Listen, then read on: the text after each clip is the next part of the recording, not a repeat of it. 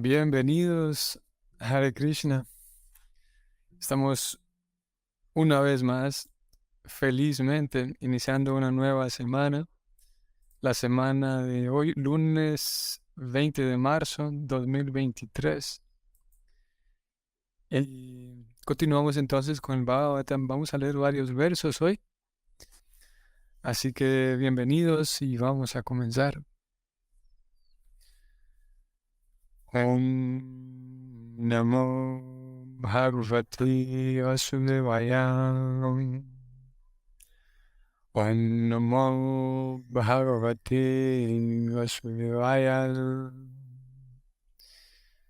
Om Namo Bhagavate Vasudevaya. Tamasa api bhutader vikurvanada punnavam tasya matra guna shabdo lingam yat drastritrisyayo. La traducción es la siguiente. De la oscuridad del ego falso se genera el primero de los 5 elementos, es decir, el cielo.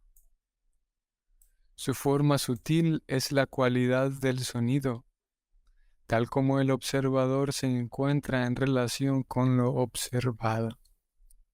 Interesante que está esa famosa y ya un tanto vieja película del quinto elemento. Como se presentaba como un gran misterio la existencia de un quinto elemento.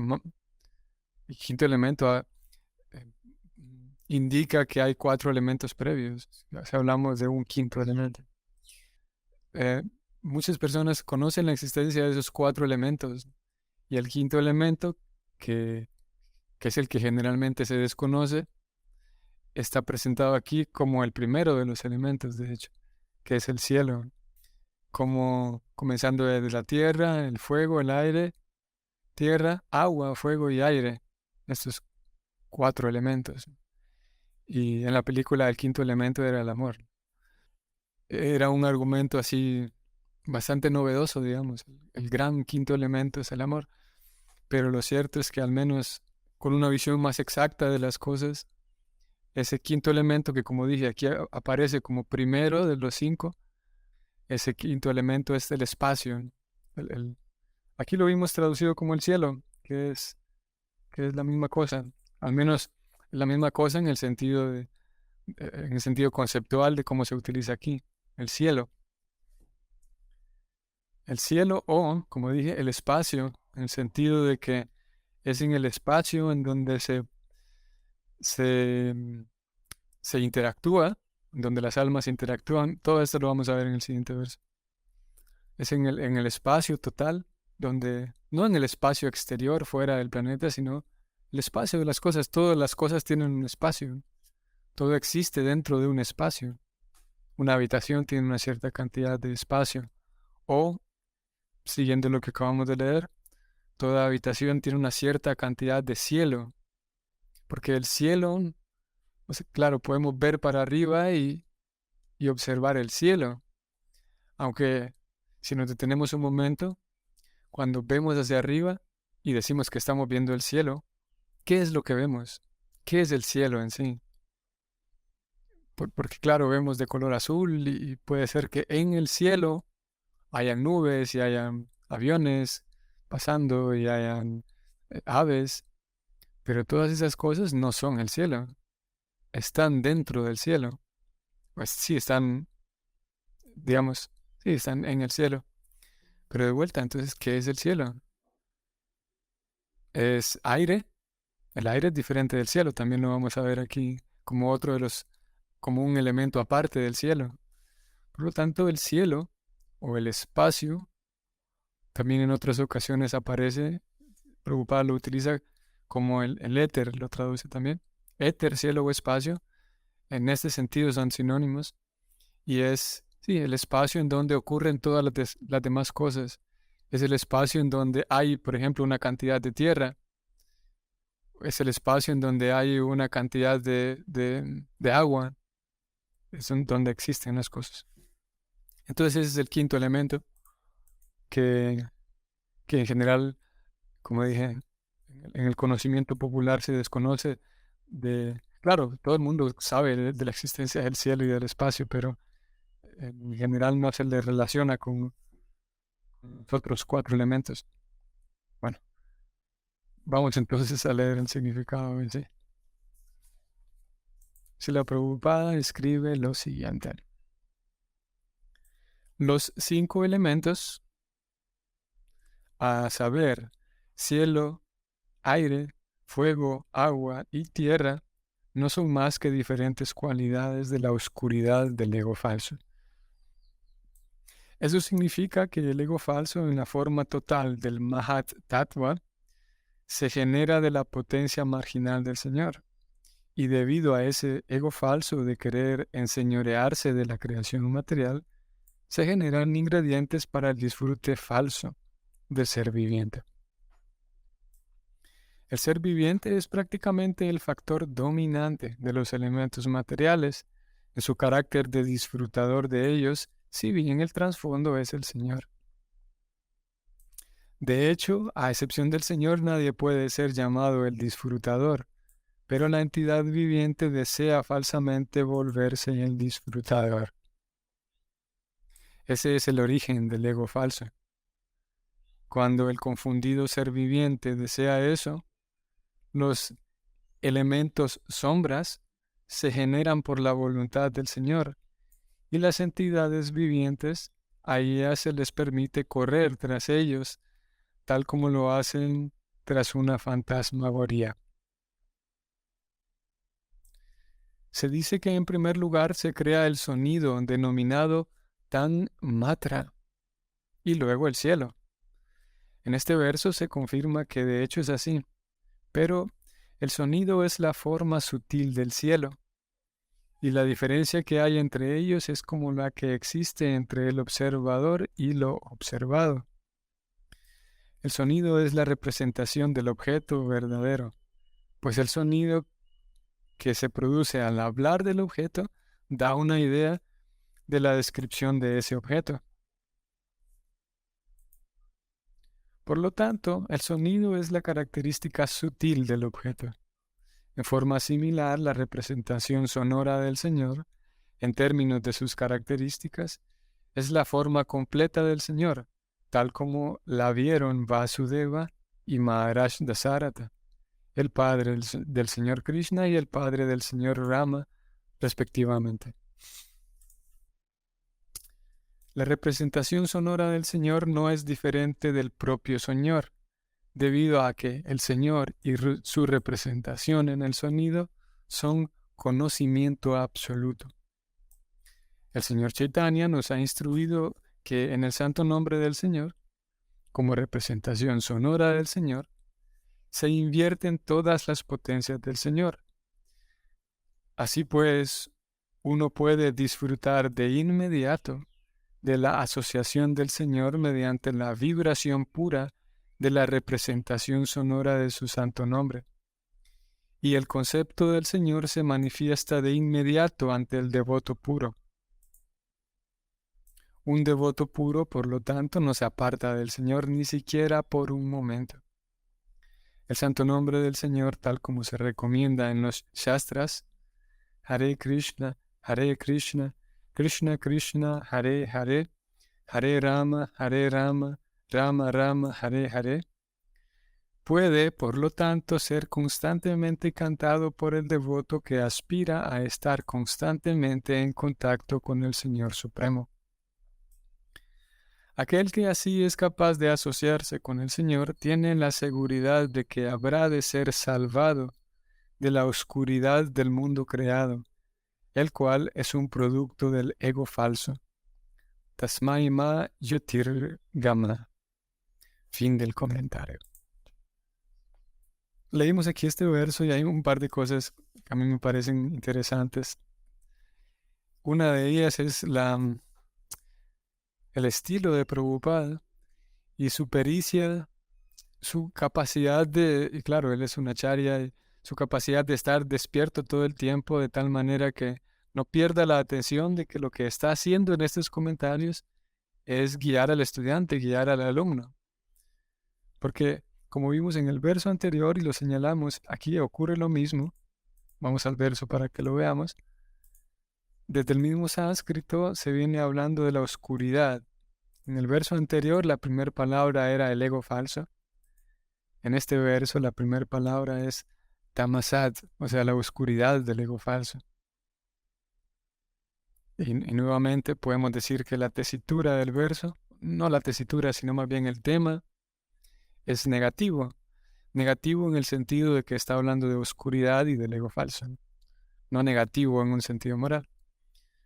Y el verso al hablar así de algo negativo, que es la oscuridad del ego falso, y cómo esa oscuridad eh, crea formas materiales, esas formas materiales que Prabhupada las llamó aquí de manera interesante, las representaciones sombras, o cómo lo puso, voy a localizarlo, aquí está, elementos sombras.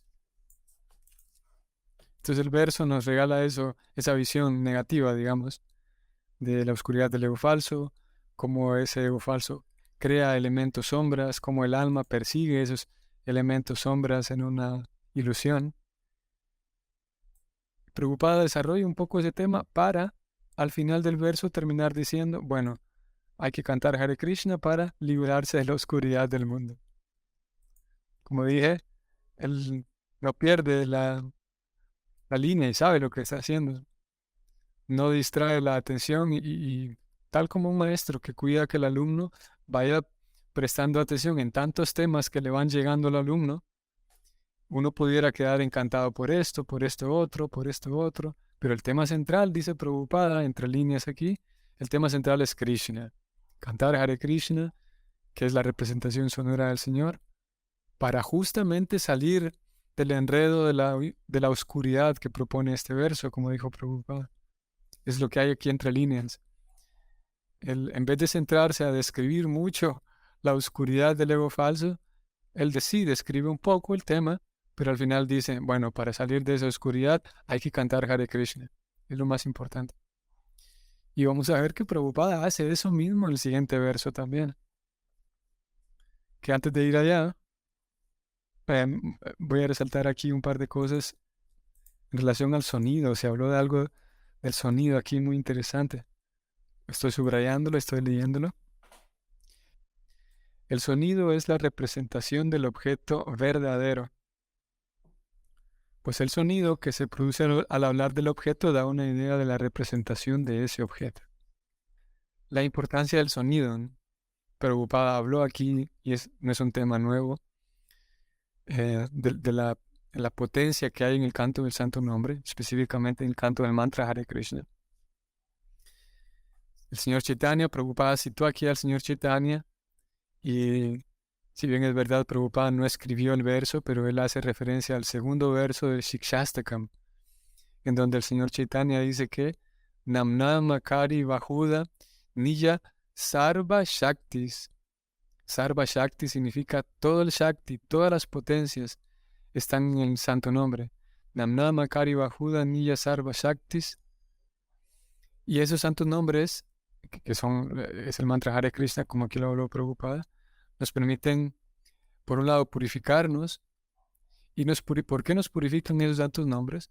Porque esos santos nombres tienen la capacidad de transmitir con completa potencia la presencia personal de Krishna. Y en un sentido, cuando el corazón está puro y tenemos una comprensión cabal y pura de las cosas, llega un momento en el que nos damos cuenta de que no hay diferencia entre estar frente a Krishna y cantar el mantra Hare Krishna. En la etapa inicial en la que nos encontramos, nos puede dar la impresión de que cantar el mantra Hare Krishna, bueno, sí, pero sería mejor estar en presencia de Krishna, ¿no? Esa es una comprensión que pertenece a los estadios iniciales, neófitos. Pero cuando se progresa, la persona se da cuenta de que ambas cosas tienen la misma potencia. Y, y como dice el señor Chaitanya, Sarva Shaktis, todas las potencias, todas las energías están a disposición de alguien que canta el mantra Hare Krishna. Bueno, eso por un lado, en relación al sonido. Por otro lado, hemos sabido ya que de todas las formas de servicio devocional, la más potente es escuchar todo el tiempo. Escuchar, escuchar, o sea, nuevamente la importancia del sonido trascendental. Por otro lado, también como forma práctica, Rupa Goswami en el Néctar de la Instrucción, quienes conozcan el texto muy, muy valioso y práctico, se dan muchas recomendaciones para alguien que tenga seriedad, que alguien que realmente esté dispuesto a progresar en la vida devocional en el Bhakti. Y una de las instrucciones es evitar algo denominado prayalpa, el hablar tonterías. Nuevamente aquí el sonido, la importancia de que lo que yo hablo sean cosas productivas. Y el evitar hablar tonterías, el sacar de mi vida, cosa que no es tan fácil, porque ya que actuamos de manera automática la mayor parte del tiempo, es importante, como digo, no es tan fácil, pero tampoco es una cosa tan titánica, una tarea tan grande. Sacar de mi vida las conversaciones vanas, y hay tantos tipos de conversaciones vanas, y eso se denomina prayalpa, la conversación inútil. Y he aquí nuevamente la importancia del sonido, porque cuando hablamos, por ejemplo, al hablar groserías mismo, al hablar con un lenguaje soez, digamos, como aquí acabamos de leer, el lenguaje es la representación del objeto hablado. Por lo tanto, cuando hablamos palabras gratas, apropiadas, estamos propiciando cosas agradables para nuestra propia vida, para nuestra propia psique. Y lo mismo al revés. Si utilizamos un lenguaje soez o participamos en ambientes donde personas utilizan ese lenguaje, eso en un sentido sutil contamina nuestra psicología. Y bueno, son cosas sutiles que uno puede ir aprendiendo para su propia vida. Y, y ciertos, por ejemplo, ciertos acompañamientos psicológicos o ciertos enfoques en la psicología conductual, por ejemplo, em, recomiendan que uno a través de afirmaciones, uno pueda reordenar su vida.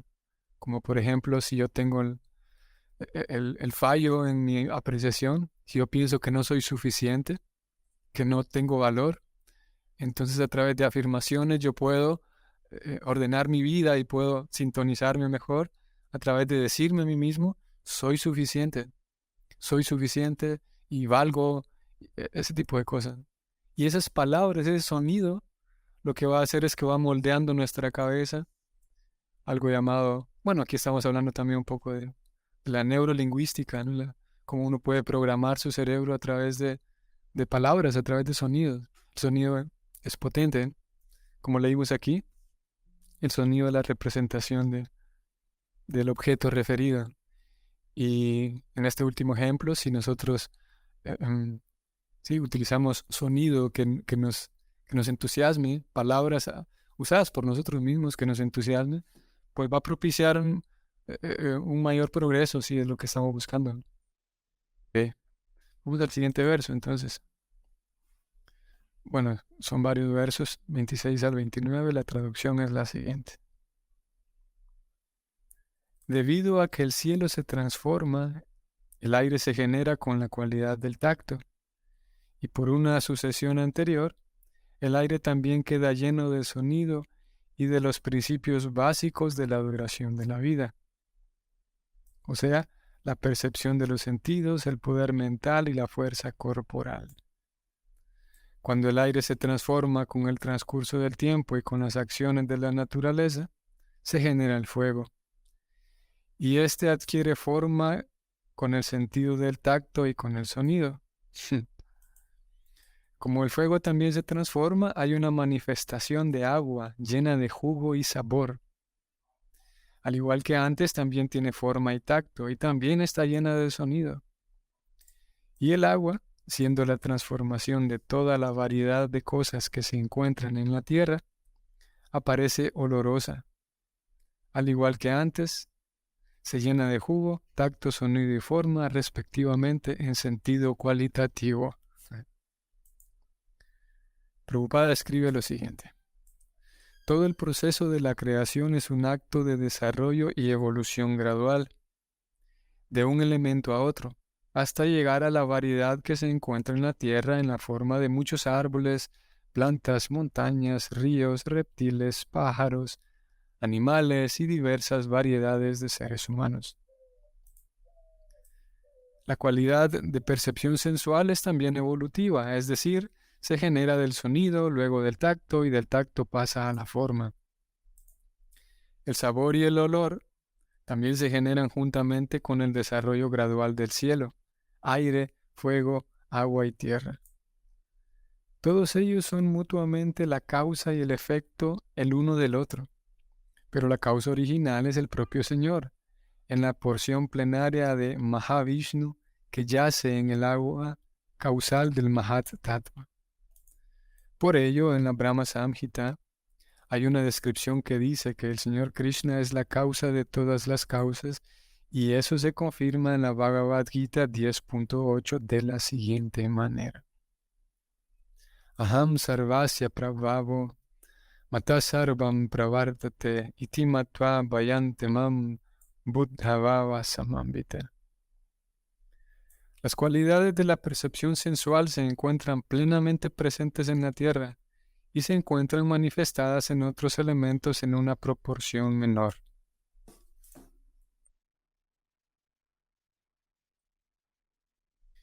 En el cielo solo hay sonido, mientras que en el aire existen el sonido y el tacto. En el fuego hay sonido, tacto y forma, y en el agua además hay sabor juntamente con las otras percepciones, es decir, sonido, tacto y forma. Sin embargo, en la tierra se encuentran todas las cualidades anteriormente mencionadas y además se desarrolla en ella el olor. Por lo tanto, en la tierra hay un despliegue completo de diversas variedades de vida que comienzan originalmente con el principio básico del aire. Las enfermedades del cuerpo ocurren debido al desarreglo del aire que se encuentra dentro del cuerpo de tierra de los seres vivientes. Las enfermedades mentales son el resultado de un desarreglo especial del aire que se encuentra dentro del cuerpo, y por ello el ejercicio yógico es especialmente favorable para mantener el aire en orden, de manera que las enfermedades del cuerpo se reduzcan casi a cero mediante esos ejercicios.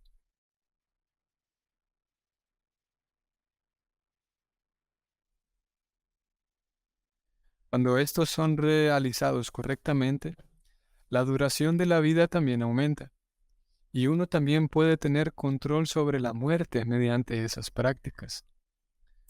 Un yogi perfecto puede gobernar la muerte y abandonar el cuerpo en el momento apropiado, cuando él se encuentra apto para trasladarse a un planeta adecuado. Sin embargo, el Bhakti Yogi sobrepasa a todos los yogis, debido a que, en virtud de su servicio devocional, él es promovido a la región que se encuentra más allá del cielo material y es colocado en uno de los planetas del cielo espiritual por la voluntad suprema del Señor, el controlador de todo. Fin del comentario. Vean que, como dije en el verso anterior, una vez más, Prabhupada termina su comentario haciendo que nuestra atención vaya a Bhakti Yoga. Otra vez, Prabhupada termina diciendo, el Bhakti Yogi no tiene por qué preocuparse porque el Bhakti Yogi es protegido por el Señor y Él se encarga de todo.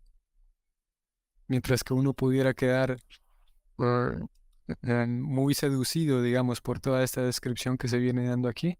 Prabhupada intenta también satisfacer esa curiosidad, si es que la tenemos, de conocer más, porque en realidad es parte del Bhakti, conocer más todos estos detalles, pero Prabhupada dice entre líneas, no olvidemos que aquí lo principal es aumentar nuestra fe en el Bhakti Yoga, nuestra fe en Krishna, pues, para ponerle más seriedad al Bhakti Yoga. Y como dije, lo vuelvo a hacer acá. Voy a leer su comentario, Wendy. La fuerza que tiene el sonido. ¡Wow! ¿Qué decir los sonidos que emiten devotos como Prabhupada y usted? Prabhupada dirá que todo este conocimiento viene de sucesión discipular. Creo que viene con mayor potencia a disipar la oscuridad de la ignorancia. Gracias, gracias, gracias. Tengo que decir también, Wendy, gracias por traer aquí el punto de la sucesión discipular, muy relevante su aporte. Mm, Porque la sucesión discipular lo que hace es justamente eso, lo que usted acaba de describir, es mantener, digamos, vivo ese sonido, mantenerlo vivo en el sentido de que la persona lo puede expresar, pero ese sonido también la persona lo recibió en su corazón, en su vida, y vive sirviendo a Krishna, vive todo ese sonido, todas esas instrucciones, todo ese conocimiento, lo absorbió la persona y esa persona camina sobre esas instrucciones. Es uno de los significados de acharya, es alguien que camina sus palabras, como de sus palabras son sus mismos pasos, o sea que aquello que dice lo hace y viceversa, y predica aquello que todo el tiempo está haciendo. En eso consiste la sucesión discipular, justamente, Wendy Valderrama. Y de manera tan genial, Prabhupada hizo eso, de traer en forma escrita ese sonido trascendental, y luego queda en nuestras manos el hacer el mejor provecho de ello. Nosotros estamos haciendo aquí un intento por esa transmisión de ese sonido trascendental, estudiarlo y tratar de comprenderlo, y en la medida de lo posible también transmitirlo. Y en la medida en que podemos mantenernos cerca de ese sonido trascendental a través de la escucha, a través de la lectura de los libros, con fe de que yo dedico media hora a leer los libros, por ejemplo, o más, y sé que en esta media hora lo que estoy haciendo es propiciar, em, em, bien, ¿cómo puedo decir? Propiciar un ambiente espiritual para mi vida. A pesar de que no entienda, en esta media hora voy a leer cosas tal vez que no voy a entender mucho. En esta media hora voy a leer tal vez un tema que ya lo conozco desde la A a la Z, pero esta media hora no es ni para aprender nuevos temas, ni para repasar. Es una media hora para yo ponerme, eh, em, para yo, ¿cómo es esta palabra? Para yo exponerme al sonido trascendental y que el sonido trascendental, que es la representación de Krishna, haga su trabajo en mi vida, que es purificarme, y esta media hora también la entrego a Krishna como una ofrenda a él para agradar a Krishna en el acto de exponerme a su sonido trascendental. Y de esa manera también mantenemos viva la sucesión discipular, a pesar de no ser nosotros maestros espirituales, pero en nuestras manos está, en un sentido, mantener viva esa sucesión discipular. Y lo cierto es que si lo hacemos así, hay una vida espiritual mucho más vibrante, mucho más emocionante, sin duda. Sí. Qué buena manera de describirlo, Wendy. Es la fe en acción. Muy buena, me parece muy buena forma de definirlo. Es la fe en acción, así es, tal cual. Y si accionamos, si nos atrevemos a accionar, ese accionar es, son interdependientes.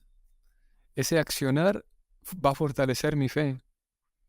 Y una vez con más fe, entonces voy a tener más capacidad para accionar de manera más sólida, con pasos más sólidos. Y así sucesivamente.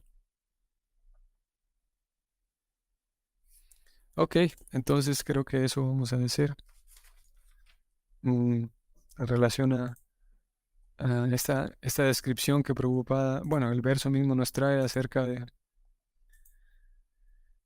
el despliegue de la manifestación.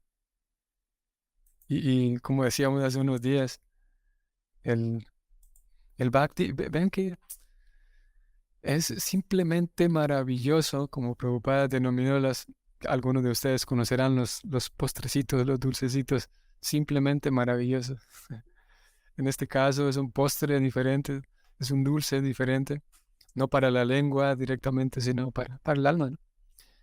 Es tan maravilloso que el Bhakti nos está presentando un conocimiento, el despliegue material aquí, y Prabhupada en estos dos versos, como vimos, Prabhupada dice, pero lo más importante es servir a Krishna. Lo más importante es Krishna, cantar el mantra de Hare Krishna. de tal manera que ese conocimiento queda desplazado a un segundo plano, ¿no? Y a lo largo de toda su obra, Prabhupada va haciendo eso una y otra vez, de tal forma que uno, como estudiante, termina interesado en el Bhakti. Pero ese otro conocimiento, hay muchas personas que se acercan a estos libros y es un conocimiento tan novedoso, tan revelador, para algunos les parece tan místico, que un libro entero, por ejemplo, se pudiera escribir solamente del tema que acabamos de leer y alguien pudiera volverse muy, sí, muy admirado por otros, por la forma en la que explica la relación que hay entre la lengua, todos los cinco sentidos, ¿no? El gusto, el olfato, el oído, el tacto, ¿cuál me falta aquí? La visión, la vista. Estos cinco sentidos tienen una relación con los cinco elementos, la tierra, el agua, el fuego, el aire, el sonido. Entonces, solamente ese tema, como digo, alguien pudiera escribir un libro y pudiera volverse muy popular esta persona por ese conocimiento, porque como digo, es novedoso y, y tiene mucho sentido la forma en la que se presenta. Pero Prabhupada lo que hace es que, sí, no es tan relevante. Hace un trabajo tan genial de que nos centremos en Krishna. Y como dije, mientras que eso puede ser tan relevante para muchas personas, tan místico y fantástico, pero al mismo tiempo termina para nosotros, estudiantes del Bhakti, termina siendo una cosa secundaria, en un sentido irrelevante si no hay Krishna, si no está Krishna. Y eso es lo genial de tener la asociación de un devoto avanzado, como lo es el Prabhupada, no solo un devoto avanzado, sino un nitya siddha, un alma completamente liberada, eternamente liberada y completamente liberada también, que hace que nuestra atención vaya a donde tiene que ir, a Krishna. Y no vamos a decir más, pudiéramos, pero vamos a detenernos aquí. Bhakti Wendy, Hare Krishna, hermosas palabras, inspirador lo que acaban de abordar. Muchas gracias. Sí, increíble, ¿no, Wendy? Eh, el, el- la, lo mágico que puede terminar siendo y es la asociación con los devotos, ¿no? Sí, y es lo que Prabhupada pedía. Ahora mismo me vienen a la mente un par de referencias de Prabhupada, donde él pide a sus discípulos que sus libros se estudien de manera seria, de manera constante, de manera detenida, y él dice también desde diferentes puntos de vista. O sea, tratando de, con seriedad, tratando de absorber lo que está escrito en los libros y tratando de apreciarlo desde la mayor cantidad de perspectivas posibles. Y eso se vuelve, como dijo Wendy, usted, en, bueno, en este caso, Krishna nos ha permitido hablar de este tema, que termina siendo inspirador para todos los que participamos. El Sadhu Sangha es increíble. Ok, ahora sí nos detenemos. Norberto Trejo, reverencias, Prabhu y a todos los devotos presentes. Gracias por compartir clase del Srimad Bhagavatam y sus comentarios inspiradores. Bendecido día para todos. Muy bien. Gracias también, Norberto Trejo, y gracias a todos por participar. Si yo, que todos los días lo hago, ¿no? Hago mi lectura de Bhagavatam y la lectura de los libros, pero indudablemente que hay una diferencia entre leer y estudiar de manera individual, que también es necesario, pero estudiar y leer en compañía de los devotos, porque uno termina inspirado con, sí, con la simple compañía de los demás. Así que debo decir yo también, gracias a ustedes por su compañía, por este medio al menos así, digital, pero su compañía de todas maneras. Y ok, entonces una excelente semana para ustedes. Nos vamos a ver mañana, ojalá, si el Señor nos permite. Hare Krishna.